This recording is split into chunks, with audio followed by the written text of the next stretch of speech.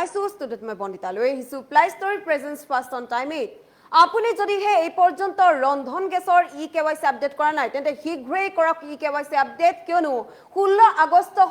ৰন্ধন গেছৰ ই-কেৱাইচিৰ অন্তিমটো দিন বা অন্তিম তাৰিখ গতিকে 16 আগষ্টৰ পূৰ্বে আপুনি ই-কেৱাইচি সম্পন্ন কৰক ঘৰতে বহি অতিকৈ সহজ প্ৰক্ৰিয়াৰ মাজেৰে বা সহজ প্ৰক্ৰিয়াৰ মাধ্যমেৰে আপুনি কৰিব পাৰিব ই-কেৱাইচি আপডেট কিন্তু কেনেকৈ কৰিব আবেদন লৈ আহিছো এই মুহূৰ্তত সবিস্তাৰে এই খবৰ ৰন্ধন গেছৰ লাখ লাখ গ্ৰাহকৰ বাবে ডাঙৰ খবৰ প্ৰতিগৰাকী ৰন্ধন গেছৰ গ্ৰাহকৰ বাবে ডাঙৰ খবৰ শীঘ্ৰেই আপডেট কৰক এলপিজি সংযোগৰ ই-কেৱাইচি অন্যথা আপুনি হয়তো ৰন্ধন গেছ লাভৰ পৰা বঞ্চিত হ'ব লাগিব পাৰে বা নাপাব পাৰে ৰন্ধন গেছৰ চিলিণ্ডাৰ গতিকে শীঘ্ৰেই আপুনি ই-কেৱাইচি সম্পন্ন কৰক বা শীঘ্ৰেই আপডেট কৰক 16 আগষ্ট অন্তিম তাৰিখ আপুনি মনত ৰাখক 16 আগষ্ট হৈছে ই-কেৱাইচিৰ অন্তিম তাৰিখ গতিকে 16 আগষ্টৰ পূৰ্বেই সম্পন্ন কৰক ই-কেৱাইচি প্ৰতিজন গ্ৰাহকে বাধ্যতামূলকভাৱে কৰিব লাগিব ই-কেৱাইচি যিসকলে এই পৰ্যন্ত কৰা নাই সেইসকলে এতিয়াই কৰক ই-কেৱাইচি আপডেট ঘৰতে বহি অনলাইনতো কৰিব পাৰিব ই-কেৱাইচি প্ৰতিগৰাকী গ্ৰাহকৰ বাবে ডাঙৰ খবৰ কিন্তু কেনেকৈ কৰিব আবেদন অতিকৈ সহজ প্ৰক্ৰিয়া আছে আৰু সেই সহজ প্ৰক্ৰিয়াৰ মাধ্যমেৰে আপুনি কৰিব পাৰিব আবেদন পোনপ্ৰথমে আপুনি অফিচিয়েল ৱেবছাইটলৈ যাব লাগিব এলপিজিৰ আপুনি অফিচিয়েল ৱেবছাইটলৈ যাওক এয়া হৈছে প্ৰথমটো পদক্ষেপ দ্বিতীয়তে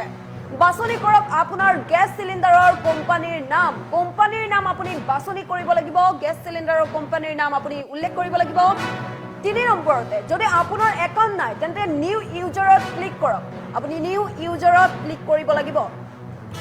একাউণ্ট থাকিলে সাইন ইন কৰিব পাৰিব যদিহে একাউণ্ট আছে তেন্তে আপুনি সাইন ইন কৰিলেই হ'ব আৰু লগতে 4 নম্বৰতে নাম আৰু মোবাইল নম্বৰ দি ৰেজিষ্টাৰ কৰক আপোনাৰ নাম লগতে আপোনাৰ সক্ৰিয় হৈ থকা ফোন নম্বৰটো বা মোবাইল নম্বৰটো আপুনি দি ৰেজিষ্টাৰ কৰিব পাৰিব 5 নম্বৰতে লগইন কৰাৰ পিছত কেৱাইচি বা চেক কেৱাইচি ষ্টেটাছ বা আপডেট ই কেৱাইচি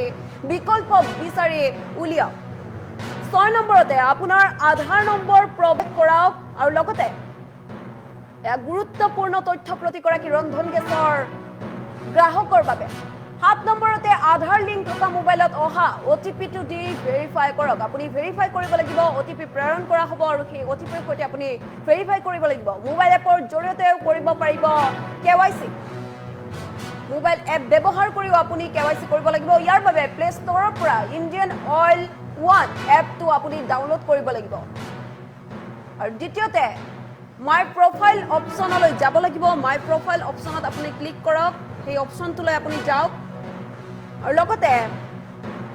ই-কেৱাইচি বিকল্পত ক্লিক কৰি আধাৰ ভেৰিফিকেশ্যন প্ৰক্ৰিয়া সম্পূৰ্ণ কৰক বা সম্পন্ন কৰক ই-কেৱাইচি বিকল্পত আপুনি ক্লিক কৰক আৰু লগে লগে আধাৰ ভেৰিফিকেশ্যন প্ৰক্ৰিয়া সম্পূৰ্ণ কৰক আৰু তাৰ পাছতে আপোনাৰ ই-কেৱাইচি সম্পূৰ্ণ হৈ পৰিব অৰ্থাৎ আপুনি ঘৰতে বহি অতিকৈ সহজ প্ৰক্ৰিয়াৰ মাধ্যমেৰে কৰিব পাৰিব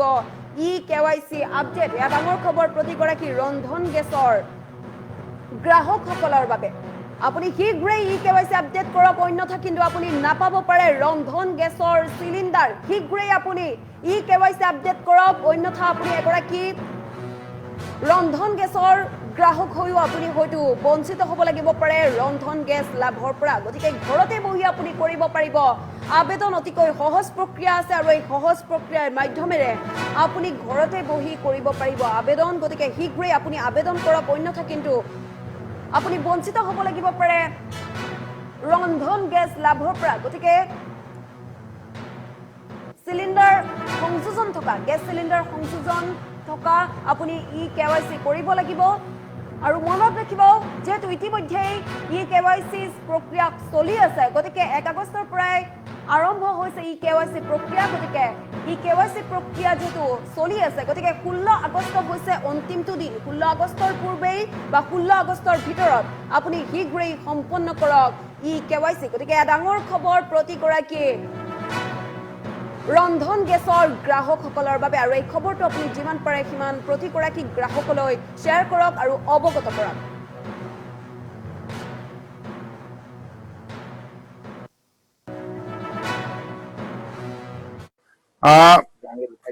আপোনালোকে সকলোৱে গম পাইছে যে ভাৰত চৰকাৰে এটা ইনিচিয়েটিভ লৈছিলে আৰু অইল মাৰ্কেটিং কোম্পানীসমূহেও এটা ইনিচিয়েটিভ লৈছিলে যে প্ৰত্যেকজন LPGৰ গ্ৰাহকে KYC কৰাটো বাধ্যতামূলক। আৰু সেইকাৰণে আজি প্ৰায় 6-8 মাহ ধৰি ইয়াৰ প্ৰচেষ্টা চলি আছিলে। কিন্তু এতিয়াও দেখা গৈছে যে বহু সংখ্যক গ্ৰাহকে আজিৰ ডেটতো KYC কিন্তু কৰা নাই। তেওঁলোকে ইয়াক কিয় কাৰণে সহজভাৱে লৈছে আমি বুজি উঠা নাই। বহুত সচেতন গ্ৰাহক আছে যিসকলে ইতিমধ্যে KYC কৰিছে, কিন্তু বহুত গ্ৰাহক আছে এতিয়াও কৰা নাই। মই আপোনালোকৰ মাধ্যমেৰে সকলোকে জনাই দিব বিচাৰিছো যে যোৱা 1 আগষ্টৰ পৰা নো KYC নো ডেলিভাৰী চলি আছে। যদি KYC কৰা নাথাকে তেওঁৰ গেছ বুকিং হ'ব পাৰে, তেওঁৰ DAC নম্বৰ আহিব পাৰে, কিন্তু তথাপিও তেওঁৰ চিলিণ্ডাৰ নেপায় যেতিয়ালৈকে তেওঁ KYC সম্পূৰ্ণ নকৰিব। ইয়াৰ উপৰি চৰকাৰ আৰু অইল মাৰ্কেটিং কোম্পানীসমূহে অহা 16 আগষ্টৰ সময়সীমা বান্ধি দিছে যে 16 আগষ্টৰ ভিতৰত যদি KYC সম্পূৰ্ণ নকৰে তেনেহলে তেখেতসকলে ঘৰুৱা মূল্যত, ঘৰুৱা চিলিণ্ডাৰৰ যি মূল্য আছিলে সেই মূল্যত তেওঁলোকে চিলিণ্ডাৰ নাপাব। তাৰ সলনি তেওঁলোকে ব্যৱসায়িক চিলিণ্ডাৰৰ মূল্য পৰ্যায়ৰ মূল্য দি চিলিণ্ডাৰ সংগ্ৰহ কৰিব লাগিব। গতিকে মই সকলো ৰাইজক সচেতন কৰিব বিচাৰো, সকলো গ্ৰাহকক সচেতন কৰিব বিচাৰো, যদি আপোনালোকে এতিয়াও KYC কৰা নাই, ফিংগাৰ দিয়া নাই বা ফেচ দিয়া নাই, তেনেহলে প্ৰত্যেকে নিজৰ নিজৰ যি এজেঞ্চিত আপোনালোকৰ কানেকশ্যন আছে সেই এজেঞ্চিত গৈ তেখেতসকলক আধাৰ কাৰ্ড লিংক কৰি ফেচ বা ফিংগাৰ দি বা ইণ্ডিয়ান অইল ওৱান যিটো এপ আছে সেই এপ ডাউনলোড কৰি সেই ডাউনলোডৰ জৰিয়তেও ঘৰতে নিজৰ KYC সম্পূৰ্ণ কৰিব পাৰিব। আৰু যদি তেখেতসকলে এয়াও কৰিবলৈ সক্ষম নহয়, আমাৰ ডেলিভাৰী বয় যিসকল যায় চিলিণ্ডাৰ দিবলৈ, সেই চিলিণ্ডাৰ দিয়া ডেলিভাৰী বয়সকলৰ এপৰ দ্বাৰাও তেওঁলোকে এই সম্পূৰ্ণ কৰিব পাৰিব বা তেওঁলোকৰ হাতত ডকুমেণ্টছ পঠাই দিলে আমি এন্ট্ৰি কৰি দিম, আমাৰ যিটো চিষ্টেম আছে সেই চিষ্টেমত আমি আপলোড কৰিম আৰু তাৰপিছত তেওঁলোকে ঘৰতেও যোন আহিব নোৱাৰে তেওঁলোকে ঘৰতে ফেচ